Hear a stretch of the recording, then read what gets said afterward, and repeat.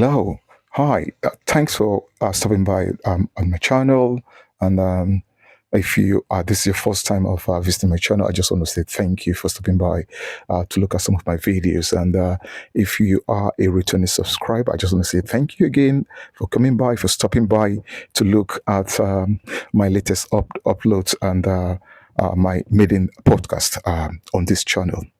Right. This is the first in this series of my podcast on this channel, which is going to be subsequent follow-up on issues, topical issues that will be raised regarding our country, Nigeria.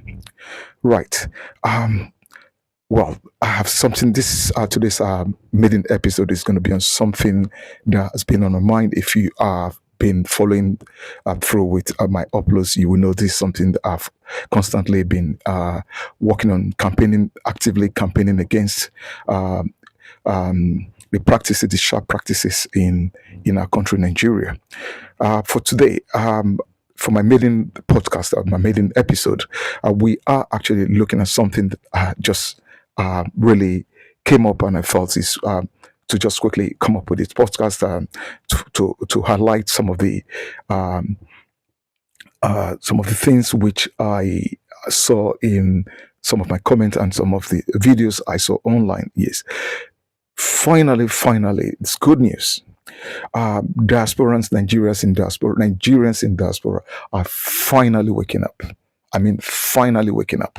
You understand, which is good news in a way. You understand, Nigerians in diaspora are finally waking up to some of the things I raised in my video, which I felt, you understand, this should not be happening because of the things that has happened to so many investors in real estate in Nigeria.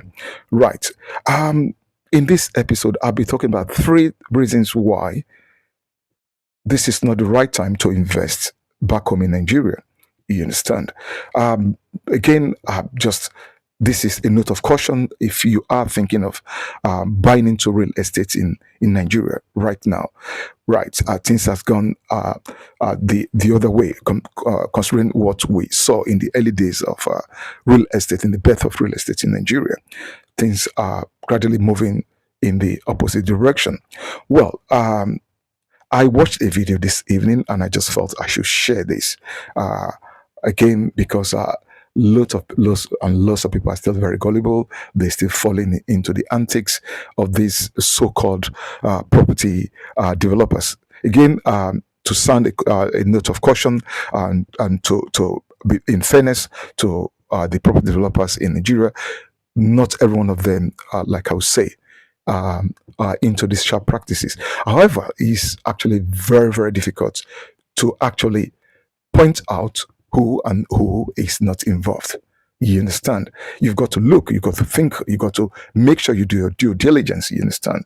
Because we got so many sharks in the water in Nigeria, you understand?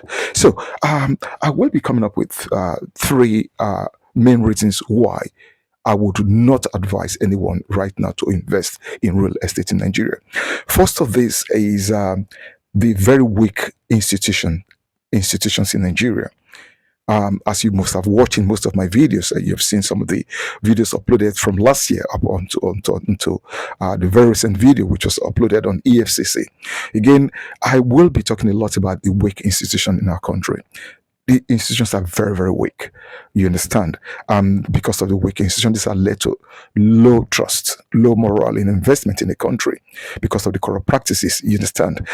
Let's be very honest. Well, if you're listening to my podcast right now, I'm sure you've watched some videos on what is happening on latest development in real estate in Nigeria.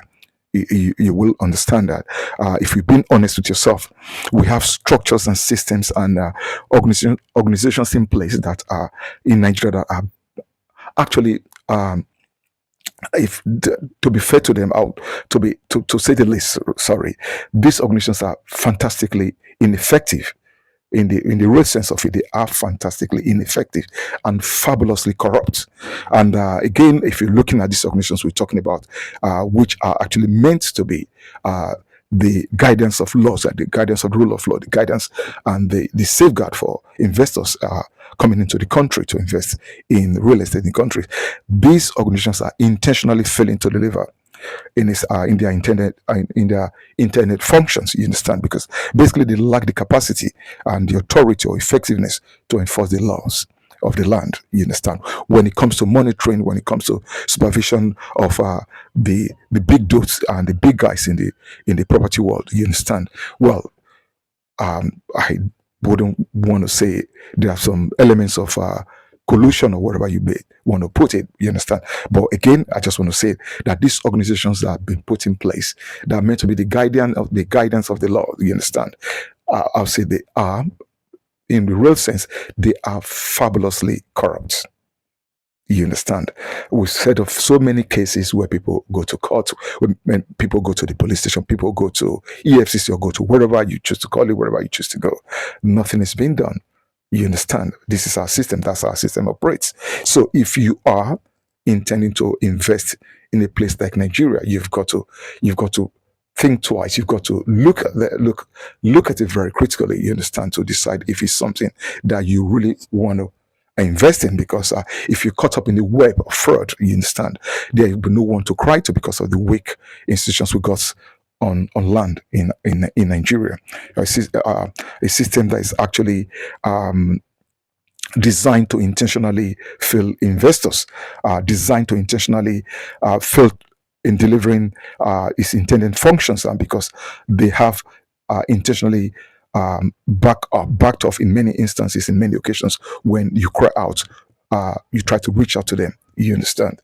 Okay, right. Another reason why I would not advise right now, considering the situation of things in the country, I would not, or my second reason is why I would not advise you to go into investing in property in Nigeria is because of the weak property rights. The real estate business in Nigeria, the real estate investment in Nigeria, as you as an investor, you got a very, very very weak real property rights. You understand? Well, when you talk about the property rights, basically this is talking about your scope.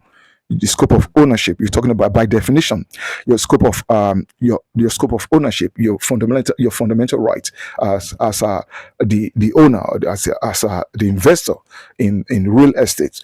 You understand? Your rights are, to a very large extent, your rights are very, very weak. You understand? Always check again, like I will always say to people, if you're going to sign it, before you sign the dotted lines, before you part with your money, before you go into investing your hard-earned money into real estate in Nigeria, I will strongly advise you look at the property developer. You understand? Do your research. You understand? Before you sign the dotted lines, before you part with your money, check their documentation for the scope of your rights to ensure that they are within the bounds of the law or the laws of the land. You understand? Again, I will ask that you check for any potential restrictions. These are red flags again that most people are rushed into without doing adequate checks to make sure they've actually got sufficient right to exercise if push comes to shove. You understand? Again, I will again do not be rushed into the promos or the ROI, the return on investment manipulation. These are all emotional manipulations. These are all gimmicks to get you to part your money without thinking. You understand? Again, when you hear about the promos, you hear about the ROI manipulations, these are designed to get the best of your reasoning faculty. You understand? This stops you from thinking straight. This stops you from actually acting in the best of your interest before parting with your money. So I've talked about the weak institution on ground in Nigeria. I've talked about the weak property rights of you, the buyer, the owner, the potential investor. Again, I'm going to be talking about the lack of fairness in the system. You understand? Again, well, Nigeria be what Nigeria is. You understand? Our system is actually designed in a lot of ways to fail its people, Nigerians. You understand? Especially those of us that's actually coming from the larger part of the world, which is in the diaspora. You understand? Okay. it is very, very difficult to actually invest in a society that lacks fairness. Again, I will repeat this. If you are going to part with your money, you wouldn't want to part with your hard-earned cash and invest in a society that hasn't actually got your interest at heart. You understand? So it is very difficult to actually invest in a society that lacks fairness, a society where corruption flourishes because there are no sufficient checks and balance to stop unethical behavior of our developers and our realtors in the real estate world. You understand? Again, these there have been so many complaints. There are floods of complaints. There are floods of litigation. There are floods and of complaints about experiences of diasporans in Nigeria, about their investment in real estate in Nigeria. I was watching a program from Auntie Duni's channel this evening. I saw so many complaints, especially with the guy that actually invested in, again, I don't want to mention the names right now. Again, it's something I will be digging into. I'll be bringing much of that to light, you understand, in the course of my next episode, you understand. Again, for someone that actually trusted a property developer and invested in not just one property, invested in almost every estate owned by this property developer. You understand? Only to discover that most of the land they talk about, most of the property that was being advertised were not in existence. They were basically fake. So this client was defrauded. Again, the client was defrauded because he so much trusted developer, because he's, from what he was explaining in that video, when I watched the video, I was actually amazed at the level of gullibility, again, of this property developer. Well, I'm not going to blame property. I'm sorry, of this investor. I'm not going to blame the investor. I was once in that state where I was really gullible. I actually parted with some of my hard-earned cash. This was in 2020, 2021. You understand? Where um, I invested in Chudi Kalu's Fairfield apartment, Middle Chase apartment, Eastland Golf Estate in Abidjan, GRA, Lagos. Well, I'm sure again you can watch my videos to catch up on the story, to see how far I've gone with this clown called Chudi Kalu. You understand? Well, I'm still on this case, and we're going to get to the very end of that case.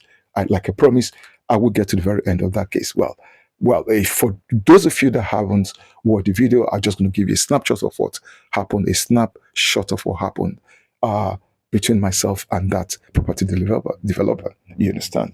In 2020-21, I invested in a two-bed apartment, which was actually meant to be used for Airbnb investment. You understand? Again, this was something that was sold to me, an idea that was sold to me by one of my realtors who actually helped in investing in other estates in Nigeria. You understand? Again, I invested, to cut the long story short, I invested in Chudi Kalu's Fairfield apartment, which was meant to be a semi-finished apartment, because I wanted to finish the apartment up to my taste, to how I wanted it to be, because to make it more marketable, to make it more comfortable for potential clients that will be using it for the Airbnb purposes, which was the initial plan. But unfortunately, as I speak, this is 5 years on, or nearly going to 6 years now. As I speak, the only thing I've got is the documents. You understand? That's the only thing I've got. That's the document.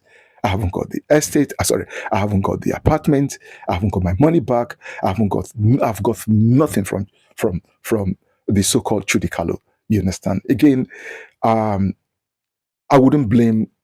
Most people would have fallen into the same shoes, or most have fallen into the same water I fell into when I invested in 2021, because Chudi Kalu actually built a couple of buildings in that estate, which actually led most people to believe that the man was actually doing something worth investing in. You understand? Again, like I was said in Auntie Duni's video on channel, the video I watched on Auntie Adoni's channel. Well, you wouldn't say he started very well. I'm not going to say he started very well. He actually planned. schemed. He actually had prepared himself, or he knew what he was going to be doing. He knew he was going to be scamming potential investors. So his plans were actually designed in such a way that it was actually difficult for us, for diasporans, to actually tell if we were buying into falsehood or we're buying into fraud. You understand? So, again, investing in a system where there's no transparency, where there's absolute lack of fairness, again, it's difficult to want to jump into such waters and put your hard-earned money. Again, talking about the legal system, talking about litigations, talking about going to court, it's not that straightforward, because if you are caught in that web because you are gullible enough to invest your money, you understand, despite the warnings, despite the handwritings on the wall, you will find yourself in a very, very difficult positions. Go watch videos online. Go see what clients that have been defrauded. Look at what they're going through. They've been to court. They've arrested these developers multiple times, multiple arrests. For every arrest, as you know, our system works in Nigeria. For every single arrest, you're paying money to the police. You are actually spending money to chase this guy up. For every single court appearance, you're paying money to appear in court, for lawyers to take the case to court. For every single time you speak to your lawyers, what they say is, when is the next trench going to come in? You understand? I've been in such situation with the lawyers I hired. I will tell you, it's a system that is not functioning. It's a system for now that I will strongly advise not to put your money into. You understand? I know a couple of guys said, well, because you failed in property or wherever it is, you're trying to discourage. No, I'm not trying to discourage anyone. If you strongly believe you want to go into the system to invest your money, you should do your due diligence. You should make sure you do your proper checks to make sure you're not putting your money in the mouth of sharks. You understand? Because that's how the system works right now. Okay, so going back to the litigation process, if you're going to go through the litigation process, get your money back, well, it's going to be a long and arduous process. It's a long and tedious process. It's not a straightforward process like you would expect for those of us in the UK, or those of us in Europe, or those of us in Western parts of the world. Nigerian legal system is not that straightforward. It's going to be a very long journey, a long process to get your money back, to recover your money back, because you will have to spend money to get what you want. Again, these guys you're trying to take to court, they are in the system. They know how to play the game. They play the game better than you do, because they know the lawyers, they know the judges, they know what to do to delay the process, to delay the procedure, to delay justice. So again, these are things you need to consider. Okay, so I will just really do a quick recap of what I said. If you are in diaspora, thinking of actively investing in Nigeria, probably because of your retirement, probably because you obviously we all want to go home at the end of the day. We all want to go back to our roots at the end of the day, to retire somewhere, to lay your head somewhere, to call it home, for comfortability and so on and so forth. But if you are going to be investing in Nigeria, it's not for the feeble-minded. It's not for the faint-hearted. You understand? You have a country full of sharks in the name of developers. You understand? Nigeria is right now boiling over. The system is not functioning. To be truthful, to be honest with you, the system is not functioning. It's not functioning as you would expect. If you think I'm wrong in any way, please feel free to leave me a comment at the end of this podcast and let me know. To say to me that, well, these are your experience and they are contrary to what I've said. Please feel free to share your experience with me. Thank you so much for listening to my podcast. Again, this is the maiden edition of my podcast on YouTube. Thank you so much. Please do not leave without liking or sharing my podcast. Thank you so much. If you are a first timer, please leave me a comment, like, share, subscribe my podcast. And if you are a returning subscriber, please do the same. Right? I just want to thank you so much, and please, to be one is to be wise. Please, thank you so much, and you have a great day.